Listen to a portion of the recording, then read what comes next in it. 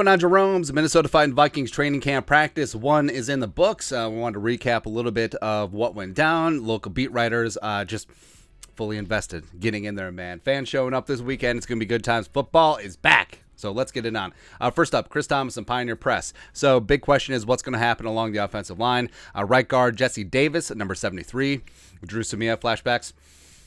Working here with Vikings first team offensive line. And as you can see, left to right, it's Darisaw 71, Ezra Cleveland 72, Garrett Bradbury 56. You have Jesse Davis 73, and then of course Brian the Real Deal O'Neal number 75. Now, I do think that the backup plan, if Bradbury doesn't work out, is Chris Reed at center. The Pride of Mankato State has had some center experience before. During the offseason, they worked him in as a second-team center. So I think that he is the Alamo. I think that he's the backup plan if Bradbury doesn't work out. And Jesse Davis had split first-team reps with Chris Reed at right guard during the offseason, so maybe that comes back into play. Either way, just put your best 5 out there, and then we'll move on with life. And Irv Smith Jr. doing some work on the side at start of practice. Per Thomason, he did get into normal drills, so he is 100% and ready to go.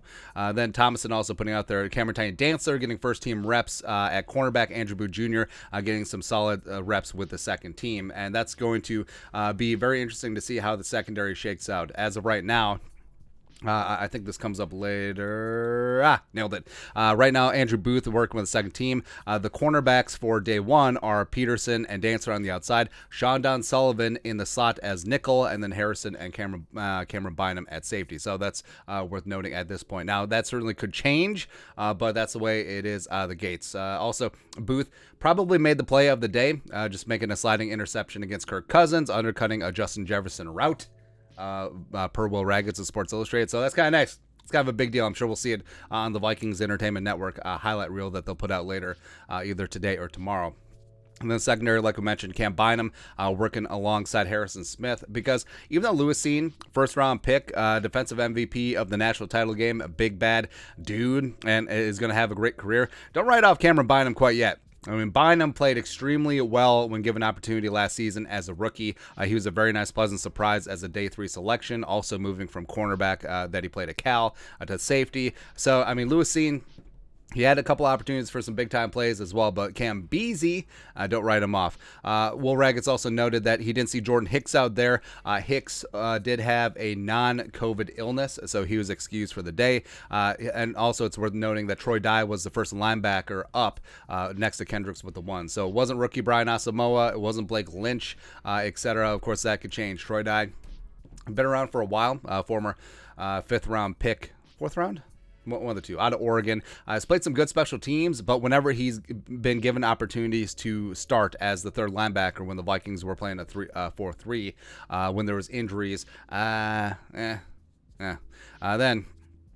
this is the best one. Kirk Cousins with a loud frick after a handoff on one of the final plays of practice. Maybe he got the footwork wrong. Now, we have this theory. So Kirk comes off to the public as aloof, right? But I actually think Kirk may be the most self-aware person on planet Earth. Like him and Kanye, where 100% perfect self-awareness comes off as aloofness, but he's really leaning in. He's really leaning into the Beaver Cleaver aw shucks persona, right? So just dropping it off frick versus, some cussing. So he got some substitute cussing. He's got the Beyond Meat version of cussing going on. Yeah. Also, Johnny Mundt. Johnny Mundt with a great leaping contested catch right up the seam against Lewis Cine. That's your tight end too right there. And we've talked about don't sleep on Johnny Mundt, where he has a ton of experience with the Rams. He was the utility backup tight end, backing up Tyler Higbee as well as Gerald Everett when he was there. Just never really got the time of day. Another former Oregon Duck, but has experience with Kevin O'Connell, has experience with Wes Phillips, has experience with the flavor of offense that they're bringing over here. So, yeah, I mean, since the tight end 2 competition is completely wide open, pun intended, why not Mundt? Why couldn't Johnny Mundt go from the backup utility guy to a fantastic tight end? Why can't he do the Gary Barnidge route from the Browns 2015? Why the hell not? And then some photo off. So Andrew Kramer Strib, Daniel Hunter, and Zadarius Smith and Mike Smith pose for Flores Liz 12 at today's practice. Yeah. So Mike Smith, talking about getting Za'Darius from the Packers. Talking about getting Sean Dunn from the Packers. I think that the best steal away from the greasy, grimy Green Bay Packers is Mike Smith. We've talked about he is a bad dude as an edge rushing coach, former linebacker, former teammate of Ray Lewis back when he was on the Ravens. Injury curtailed his career, but he's become one of the best pass rushing coaches in the league. And Rashawn Gary gave Smitty a lot of props for his bust-out season last year. So you got Daniil, you got Za'Darius, you got Janarius Robinson, you got Patrick Jones II, you got DJ Wanham, you got Luigi Villain, you got McLeod. Everyone's coming because Mike Smith, woo, coaching him, baby. Also, the Packers may be without David Bakhtiari week 1. And then also you got Pettine in the background, just looking like the villain from Spider-Man. There you go. Kevin Seifert, ESPN. The NFL mandated that O-line, D-line, tight end, and linebacker wear guardian caps during the early part of training camp until the second preseason game. Data shows this period has the highest concentration of helmet impact. NFL believes caps reduce severity of impact. So it's been noted the Vikings have been wearing these kind of weird-looking rugby-type caps over the helmets for a while. And also, when the Vikings go sans helmets, they just wore the normal cap. So, I mean, it looks silly, but if it makes things safer, why the hell not? Also, the fact that they're wearing them until the second preseason game means that they're going to be wearing these during padded practices, which is going to look interesting. But again, anything in the name of safety to allow players to walk away from the game on their own terms. And then Andrew Booth Jr., Will Raggets, saying that he feels like this defense is perfect for him because he played in a similar system at Clemson. He's been a sponge. He's sponge-worthy, trying to learn everything he can from Patrick Peterson. And Patrick Peterson, sometimes you get older veteran players who don't have the time of day for the young guys. They don't want to pass on the knowledge. They're just like, you figure it out. We've seen that, especially at the quarterback position. But Patrick Peterson, I mean, we saw last year with Chris Boyd, with Harrison Hand, with Cameron Tiny Dancer, with the young cornerbacks. Patrick Peterson ain't scared about passing on knowledge to guys who are theoretically trying to take his job. So Patrick Peterson just has this wealth of knowledge. I'm glad that Andrew Booth Jr. and Patrick Peterson are setting the egos aside. They're starting to learn mentor-mentee relationship. I mean, Andrew Booth Jr.